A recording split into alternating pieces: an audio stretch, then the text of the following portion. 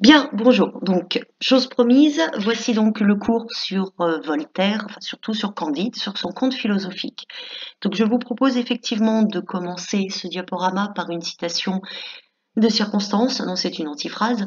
Tout va pour le mieux dans le meilleur des mondes, ou la critique de l'optimisation divine du monde. Donc effectivement, le fondement de la philosophie de Voltaire, c'est précisément la critique de la philosophie de l'optimisme. Le porte-parole de cette philosophie, c'est un philosophe allemand qui s'appelle Leibniz, mais nous y reviendrons plus tard. Et effectivement, Voltaire caricature Leibniz sous les traits de Pangloss. Donc, ou la critique de l'optimisation, je me permets de vous rappeler que le titre complet de Candide, c'est Candide ou l'optimisme. Mais qui est Voltaire? Alors, Voltaire, effectivement, son nom, son véritable nom, c'est François-Marie Arouet le Jeune. Donc c'est un écrivain et un philosophe des Lumières qui vit assez longtemps finalement, quelques 80 et quelques années. Donc c'est beaucoup pour le XVIIIe siècle. Ça lui laissera le temps de rédiger une somme de travaux extrêmement importante. Donc Voltaire en fait va construire son image d'auteur sous un pseudonyme. Voilà comment il imagine son pseudonyme. Donc, en fait, il s'appelle François-Marie Arouet, le jeune parce qu'il a forcément des frères aînés, c'est le dernier de la fratrie. Donc, il latinise ce nom, et vous voyez que le U en français s'écrit V en latin, et que le J en français s'écrit I en latin. Donc, en latin, on a Arovetli, donc 8 lettres, ce qui donne Voltaire. Donc on inverse, on permute les lettres et on fabrique un mot nouveau. Et ça, c'est véritablement ce que l'on appelle une anagramme. Donc on va travailler un petit peu sur la chronique People, voilà, parce que c'est quand même souvent intéressant de savoir à qui on a affaire. Donc Voltaire appartient à une famille extrêmement aisée en fait. Son père est notaire et conseiller du roi. Donc c'est une famille aisée tant sur le plan matériel, économique, financier, que sur le plan intellectuel. En revanche, tout n'est pas toujours le plus beau dans le meilleur des mondes, puisqu'il perd sa maman lorsqu'il est âgé de 7 ans. Papa a un peu de mal à s'occuper de son fiston, à cette époque aussi, les papas avaient du mal. Donc en fait, il va le placer chez les jésuites, au collège Louis le Grand. Donc là, vous avez effectivement l'insigne du collège qui apparaît sur votre écran. Et plus tard, François-Marie va faire ses études de droit à la faculté de droit, donc de Paris. Alors, il est particulier cet homme, il est particulier, il fréquente le milieu libertin, voilà. On sait de lui qu'il est bagarreur, il est querelleur, il est très souvent embastillé, c'est-à-dire emprisonné à la Bastille. Et lors d'une grande altercation avec le chevalier de Rohan, effectivement, en sortant de la Bastille, Voltaire juge à bon escient qu'il est bien de s'exiler, de se faire oublier. Et donc il s'exile en Angleterre. Alors ça, c'est très intéressant, retenez bien cette idée, parce qu'en Angleterre, au XVIIIe siècle, on est déjà sous une monarchie constitutionnelle, une monarchie parlementaire, et ça va beaucoup intéresser notre auteur. Donc une vie mouvementée, certes, oui, en revanche marquée aussi par un véritable engagement au service de la liberté. Ça, c'est quelque chose de très très très fort et de très marquant chez cet auteur. On sait que c'est un travailleur absolument infatigable et que c'est un auteur prolixe, c'est-à-dire qu'il produit beaucoup et il touche absolument à tous les domaines. Et il touche également au conte philosophique que l'on va voir en détail, et c'est Voltaire qui va donner ses lettres de noblesse au genre du conte philosophique. C'est un auteur, mais c'est également un polémiste, donc polémos en grec, ça veut dire la guerre. Donc c'est un auteur qui part à la guerre de la bêtise humaine, de l'obscurantisme, de la naïveté. Et il va prendre part également, il va se faire entendre à l'occasion de la fameuse affaire Calas. Alors la fameuse affaire Calas, en 1761, il se trouve qu'un papa, Jean Calas, va être condamné à mort pour le meurtre de son fils. Alors c'est une histoire assez incroyable. Ils étaient un dîner, voilà, avec monsieur et madame Callas, leurs 2 enfants et un ami de la famille. Et constatant l'absence d'un des 2 fils, ils s'en inquiètent, ils vont voir et ils trouvent le garçon mort, étendu par terre.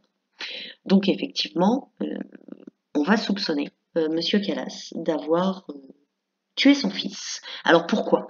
Parce qu'on est sous un trame de fond historico-politico-religieuse où on est encore dans un retour de quelque chose de refoulé qui est le combat entre les catholiques et les protestants. Et on pense que le fils Calas avait l'intention de se convertir au catholicisme, ce qui aurait justifié que son père le tue.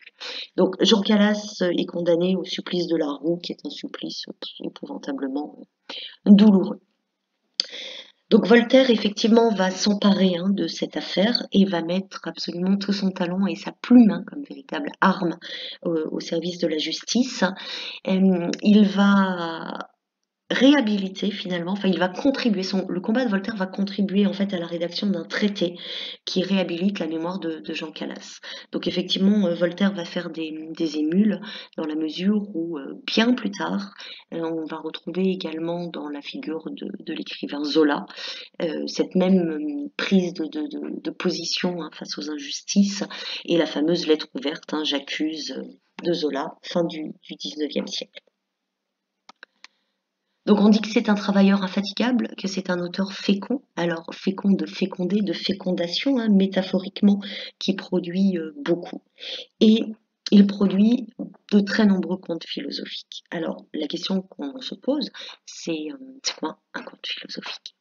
Alors c'est un récit qui est court et à l'origine c'est un récit oral. C'est un récit court et souvent allégorique.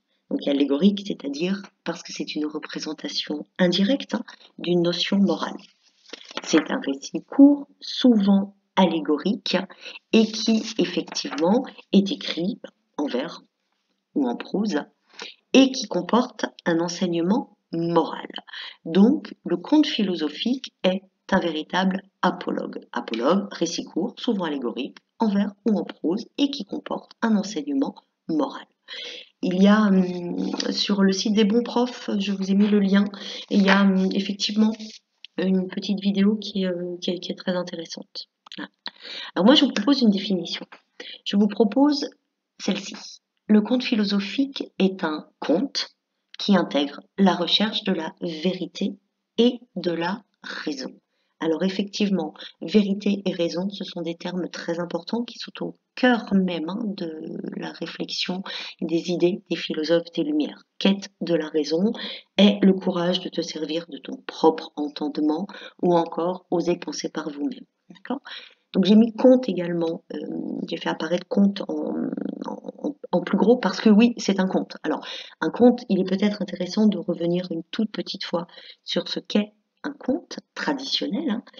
On entre toujours par une formule, une espèce de formule magique, comme la fameuse formule « il était une fois », qui opère à la manière d'un lever de rideau sur une scène de théâtre, aux suspensions consenties de l'incrédulité. Ça veut dire que, en tant que lecteur, si je rentre dans un conte avec cette formule « il était une fois », ça veut dire abracadabra, j'accepte de croire tout ce que l'on me raconte. Donc un conte, c'est une histoire courte, dans un cadre fictif, histoire courte et plaisante, et c'est surtout un récit absolument invraisemblable et absolument merveilleux. Donc effectivement, je vais vous lire, si vous permettez, l'incipit de ce conte, parce que vous verrez, on y retrouve ces ingrédients absolument truculents, croustillants, succulents. Chapitre 1er. Comment Candide fut élevé dans un beau château, et comment il fut chassé d'ici. Il y avait en Westphalie, dans le château de monsieur le baron de Thundertentronckh, un jeune garçon à qui la nature avait donné les mœurs les plus douces. Sa physionomie annonçait son âme. Il avait le jugement assez droit, avec l'esprit le plus simple. C'est, je crois, pour cette raison qu'on le nommait Candide.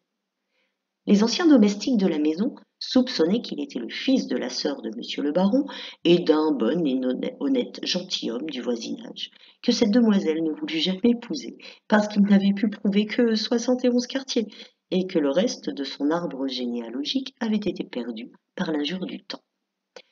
Monsieur le baron était un des plus puissants seigneurs de la Vespalique, car son château avait une porte et des fenêtres. Sa grande salle même était ornée d'une tapisserie. Tous les chiens de ses basses-cours composaient une meute dans le besoin. Ses palefreniers étaient ses piqueurs, le vicaire du village était son grand aumônier. Ils l'appelaient tous Monseigneur, et il riait quand il faisait des comptes. Madame la baronne, qui pesait environ 350 livres, s'attirait par là une très grande considération et faisait les honneurs de la maison avec une dignité qui la rendait encore plus respectable. Sa fille Cunégonde, âgée de 17 ans, était haute en couleur, fraîche, grasse, appétissante. Le fils du baron paraissait en tout digne de son père. Le précepteur, Pangloss, était l'oracle de la maison, et le petit Candide écoutait ses leçons avec toute la bonne foi de son âge et de son caractère. Donc on entre effectivement dans le conte, dans la situation initiale du conte, par la présentation des personnages. Donc on va trouver des critères définitoires. Un conte, comment on le définit? Un conte philosophique, comment on le définit? Eh bien, on peut s'assurer qu'il s'agisse d'un conte philosophique lorsque l'on trouve un discours narratif. Alors, au sens étymologie, ça vient de fable, fari, parler, fabula, récit. Donc en fait, un discours narratif, c'est tout récit fictif. Tout récit fictif qui respecte généralement un schéma narratif classique, donc on a vu, situation initiale, éléments perturbateurs, péripéties, éléments de résolution et situation finale, qu'on appelle aussi le schéma Kinner, 5 étapes. Autre caractéristique, il faut que ce soit un genre bref. Un genre bref qui favorise l'association entre le plaisir et l'enseignement. Les temps sont rarement précis. On a une espèce d'emploi d'un présent atemporel, à valeur universelle. On a des lieux qui relèvent plus de l'imagination du lecteur que de la réalité, comme par exemple l'Eldorado. On a des personnages, on l'a vu, extrêmement stéréotypés, avec pour beaucoup des noms symboliques qui sont au service d'une thèse. Donc on parle d'onomastie, onoma en grec c'est le nom, l'étude des noms propres. On a par exemple Pangloss, Pangloss, Pangloss, glosser, ça veut dire parler pour ne rien dire. Pan, c'est un préfixe qui veut dire l'infini, donc Pangloss, c'est un personnage qui parle en permanence pour ne rien dire de très concret. Et Candide, qui est devenu une véritable antonomase, puisque un Candide est désormais une personne naïve. Donc un discours narratif, un genre bref, un sens allégorique. Alors, une représentation d'une idée abstraite par un personnage ou par un récit. Donc, par exemple, pour représenter l'Inquisition, qui est un concept, effectivement, même s'il a une manifestation tangible, reste un concept abstrait, on a tout l'épisode de l'autodafé à Lisbonne, par exemple. Donc, l'apologue, le conte philosophique, oblige le lecteur, qui devient finalement intellectuellement complice, à décrypter le sens implicite du récit. Donc, autre caractéristique, le conte philosophique appartient au genre de l'argumentation, donc c'est de la littérature d'idées, effectivement, dont le sens n'est pas donné explicitement, on n'est pas dans l'argumentation directe, mais on est dans l'argumentation indirecte. Et donc effectivement, autre caractéristique dans les critères définitoires du conte philosophique, un enseignement moral, un engagement moral. Le récit d'un conte philosophique, le registre dominant, c'est le registre didactique. C'est-à-dire que le conte apporte toujours un enseignement. Et l'enseignement ici, c'est une morale. Le conte philosophique, donc l'apologue, doit absolument instruire et plaire. nous nous rapprochons de l'œuvre de Candide. Quelques informations. Donc, Candide est publié pour la première fois à Genève en 1759. Et de la bouche même de Voltaire, celui-ci nous dira presque toute l'histoire est une suite d'atrocités inutiles. Candide, au départ, est publié anonymement. Et il est attribué à un certain, vous l'avez au début du conte, Monsieur le docteur Ralph. Donc, chose extrêmement intéressante, pour plusieurs raisons. Rappelez-vous, les philosophes des Lumières se battent contre la censure. La censure est omniprésente au XVIIIe siècle. Donc la censure, c'est ne pas permettre à un ouvrage d'être publié parce qu'il ne contribuerait pas à alimenter la pensée commune. Alors, en tous les cas, le prêt-à-penser diffusé à ce moment-là. Donc le fait de publier anonymement, en considérant que finalement, moi Voltaire, j'ai découvert tout à fait par hasard les notes du docteur Ralph, j'ai trouvé que tout cela était fort intéressant, je m'en suis emparée pour vous rendre compte de choses que le docteur Ralph aurait vues, entendues. En fait, tout ça est absolument faux, évidemment, le docteur Ralph n'existe pas, tout est dû à Voltaire. Ça, c'est la première chose.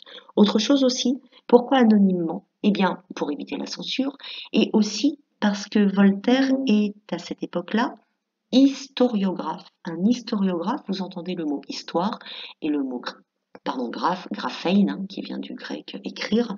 Donc l'historiographe du roi, c'est quelqu'un qui a pour mission d'écrire l'histoire officielle de la couronne. Donc vous comprenez bien qu'à ce moment-là, c'est extrêmement difficile de se livrer à une critique du pouvoir dans la mesure où on est historiographe.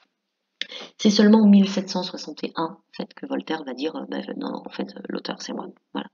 Du vivant de l'auteur, Candide a été réédité 20 fois, ce qui est un succès de librairie absolument colossal. Candide est considéré comme l'un des grands chefs-d'œuvre de Voltaire. Alors, il est intéressant d'en avoir lu d'autres. Je vous propose par exemple Zadig, ou bien encore L'Ingénu, Micromégas, Jeannot et Colin. Voilà. En ce qui concerne Candide, donc Candide est le personnage principal, donc on dit que c'est le héros éponyme dans la mesure où c'est lui qui donne son nom à l'œuvre. C'est un jeune homme crédule, il croit absolument tout ce qu'on lui raconte et surtout il a une foi absolument aveugle en son précepteur Pangloss. Et Pangloss lui inculque une théorie très simpliste sur l'optimisme. Et finalement, c'est en allant d'aventure en mésaventure que notre jeune héros va mettre à mal cette doctrine. Voilà, que tout va pour le mieux dans le meilleur des mondes. Ces aventures, cette succession, cette accumulation d'aventures désespérées, désespérantes que vit Candide, va permettre à Voltaire en fait de se moquer de toutes les théories métaphysiques qui ne résistent pas à l'épreuve des faits. Donc effectivement, on a vu que Pangloss enseignait la métaphysico-théologico-cosmolo-nigologie. Alors si on détaille un peu tout ça, métaphysico, c'est la métaphysique. Donc la métaphysique, c'est l'étude de toutes les choses qui sont au-delà de la nature. Théologico, eh bien c'est théologie, étude des religions. Cosmolo, cosmologie, étude du cosmos, de l'univers. Et quant à la nigologie, eh bien ce serait donc la science des imbéciles. Voilà. Donc effectivement, on a une critique extrêmement ironique des savoirs de Pangloss. Donc Voltaire fait aussi le procès de l'intolérance, bien sûr, de la mauvaise foi, de la superstition et du fanatisme. Alors le fanatisme, malheureusement, on sait ce que c'est. C'est lorsque l'on est prêt à tout pour pouvoir triompher ses idéaux, tuer et éventuellement en sacrifiant sa vie. Voilà. Candide, c'est aussi une défense du pragmatisme qui permet en fait d'accéder à une forme de lucidité et de sagesse. Alors, le pragmatisme, c'est quoi? C'est une doctrine selon laquelle n'est vrai que ce qui fonctionne réellement. Vous allez me dire qu'une définition entraîne une autre définition, donc peut-être pour qu'on ait une base de vocabulaire, une base commune de vocabulaire. Une doctrine, c'est un mot important que vous allez retrouver en philosophie. La doctrine, c'est une théorie qui est enseignée par un auteur ou un groupe d'auteurs comme étant absolument vrai. Donc il y a de nombreuses doctrines fallacieuses, trompeuses, par exemple en religion, qui peuvent mener à la création de sectes. Voilà. Donc, Candide, c'est procéder à son examen critique, encore une fois, oser penser par soi-même. Dans ce conte, nous allons voir ce qui relève de la tradition du conte et du conte philosophique, et en même temps comment Voltaire prend du recul par rapport à la tradition pour effectivement se présenter comme l'instigateur, le grand prêtre du conte philosophique. Alors prêtre, mauvais jeu de mots parce qu'il est contre le dogmatisme religieux, enfin voilà, comment il s'empare effectivement de tout ce que le conte philosophique a de plus intéressant. Ce qui relève de la tradition, c'est une succession d'événements invraisemblables. Alors, effectivement, se succèdent dans Candide des fuites. Ils passent leur temps à fuir nos personnages, des guerres, des naufrages, des duels, de la piraterie. Et effectivement, l'accumulation de tous ces événements souligne une chose en particulier, c'est la présence du mal. Si il y a donc du mal, c'est que tout ne va pas si bien dans le meilleur des mondes. Une manière d'écorcher au passage la philosophie optimiste. On retrouve également de l'exotisme. Alors, au XVIIIe siècle, on s'intéresse beaucoup à ce qui se passe ailleurs, en dehors de l'Europe. Effectivement, vous vous rappelez qu'au XVIe siècle, il y a les grands voyages, les grands navigateurs, les grands voyageurs qui découvrent et qui apportent des choses de culture, religion, politique, d'ailleurs extraordinairement étonnants, des ailleurs qui permettent de mieux se rendre compte de ce que nous sommes par le miroir de l'autre, justement. Au XVIIIe siècle, on renoue avec cette tradition. Et surtout au XVIIIe siècle, il y a un homme qui s'appelle Antoine Galland, qui va traduire de l'arabe vers le français, qui va traduire les 1001 nuits, qui sont donc des contes orientaux, des contes arabes. Et c'est un succès d'une librairie extraordinaire, donc l'exotisme est véritablement, si vous voulez, en vogue à la mode à cette époque-là. Autre chose qui relève de la tradition, ce sont effectivement des aventures. Les aventures qui fondent l'apprentissage du héros. Véritable formation de Candide à travers ces aventures. Donc à ce titre-là, on parle de récit d'apprentissage. Et ce sont effectivement ces aventures qui se succèdent, qui vont lui permettre petit à petit d'échapper véritablement à sa naïveté. On retrouve évidemment, puisque c'est un conte philosophique, la présence de la philosophie. Alors là, c'est vraiment quelque chose de très très important. Candide va prendre la voix, si vous voulez, va incarner Voltaire, et Pangloss va être effectivement la représentation, l'incarnation de Leibniz. Donc si on représente de manière extrêmement schémative ce qu'est un conte philosophique, et particulièrement chez Voltaire, eh bien, on va devoir passer par le truchement d'intrigues, de personnages, de lieux qui ne sont pas souvent très vraisemblables, on l'a vu, de cet exotisme extrêmement à la mode, et de l'ironie qui est véritablement l'arme fatale de Voltaire, dans un but extrêmement précis, c'est de critiquer le pouvoir et la société, en permettant aux lecteurs intellectuellement complices de l'auteur de développer leur propre réflexion sur le monde et sur la vie. Donc on a vu, on va avoir un versus, donc un combat entre Pangloss et sa théorie de l'optimisme mièvre, dirais-je, et Candide qui petit à petit va s'émanciper effectivement de cette philosophie-là. Au fur et à mesure que le mal s'abat sur lui, il va passer de disciple de Pangloss à dissident et finir par comprendre que finalement les humains ne vivent pas du tout dans le meilleur des mondes possibles. Et ainsi, en fait, Voltaire va véritablement dénoncer l'aveuglement théorique de la philosophie optimiste. Et je vous lis à ce titre-là ce petit extrait absolument croustillant. Pangloss enseignait la métaphysico-théologo-cosmolonigologie. Il prouvait admirablement qu'il n'y a point d'effet sans cause et que, dans ce meilleur des mondes possibles, le château de monsieur le baron était le plus beau des châteaux et madame la meilleure des baronnes possibles. Il est démontré, disait-il, que les choses ne peuvent être autrement, car tout étant fait pour une fin, tout est nécessairement pour la meilleure fin. Remarquez bien que les nez ont été faits pour porter des lunettes. Aussi, avons-nous des lunettes? Il fallait dire que tout est au mieux. Donc, pour Leibniz, en fait, rien n'arrive sans cause ou sans raison. Le monde est une chaîne logique de causes et d'effets, où finalement tout a une raison suffisante. Et Voltaire oppose à Leibniz la métaphysique de Newton. Vous vous rappelez, on avait vu effectivement la fois précédente à quel point la science était au cœur de la réflexion des philosophes des Lumières.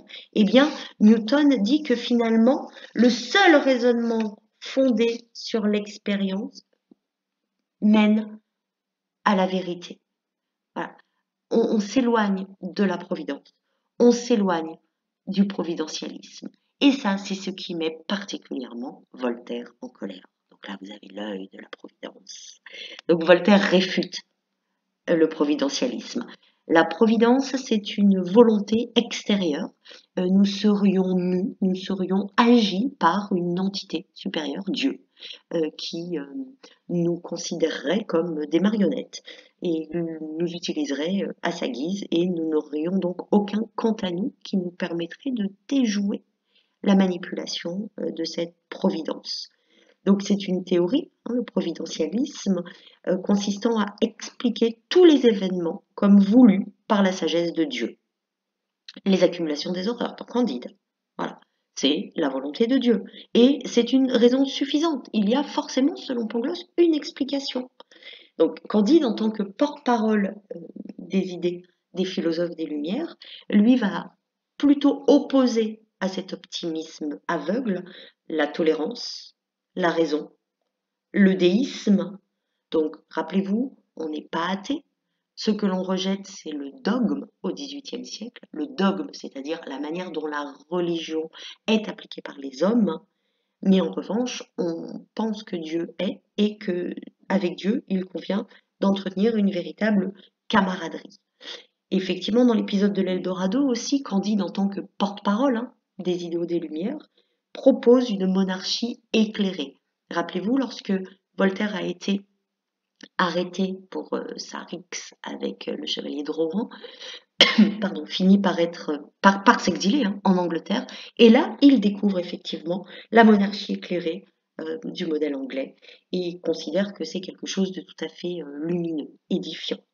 Et à la fin du conte, cultiver notre jardin, Voltaire en appelle, par le truchement de Candide encore une fois, en appelle effectivement à une morale de l'action. Il faut agir. Pour Voltaire, une chose est très importante, c'est le travail. Le travail nous éloigne de mots, M-A-U-X, comme l'ennui et le vice. Et puis, par le fruit de notre travail, on accède à la propriété, qui est le début du libéralisme en politique. Donc voilà, quelque chose d'extrêmement important, le travail et l'accès à la propriété. Je vous rappelle qu'à la fin de sa vie, Voltaire a acheté une très jolie propriété à Ferney, où il applique absolument les préceptes de Candide. Et Candide, effectivement, respecte une certaine tradition, mais s'en éloigne aussi. S'en éloigne à travers un triptyque assez séduisant, à la fois l'anonymat. On a vu cet anonymat parce que censure, parce que historiographe du roi, et l'anonymat permet toutes les audaces. Et dans ce conte, il y a effectivement des passages extrêmement truculents qui, j'espère, vous auront fait beaucoup rire, ou pas.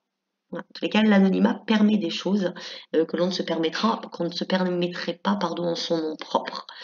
Autre singularité aussi dans ce conte, même si le registre dominant, c'est le registre didactique, donc qui apprend des choses, qui délivre un enseignement, qui donne une morale à la fin, on a là également un mélange véritablement des registres, ce que l'on appelle en littérature le synchronisme des genres, et on retrouve dans notre conte le registre pathétique, avec une très grande souffrance pour beaucoup de personnages, particulièrement pour la vieille, pour Cunégonde.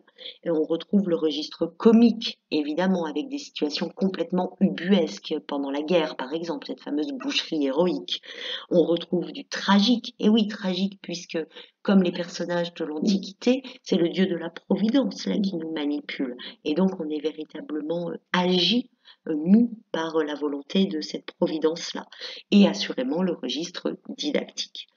J'ai évoqué tout à l'heure l'arme fatale de Voltaire, c'est l'ironie, et ça donnera lieu à un cours tout à fait à part sur les procédés de l'ironie chez Voltaire. Voilà, jeunes gens, la suite au prochain épisode, et je vous assure que le responsable de ce retard, c'est lui, c'est Lulu. Je vous souhaite une excellente journée, portez-vous bien. Au revoir.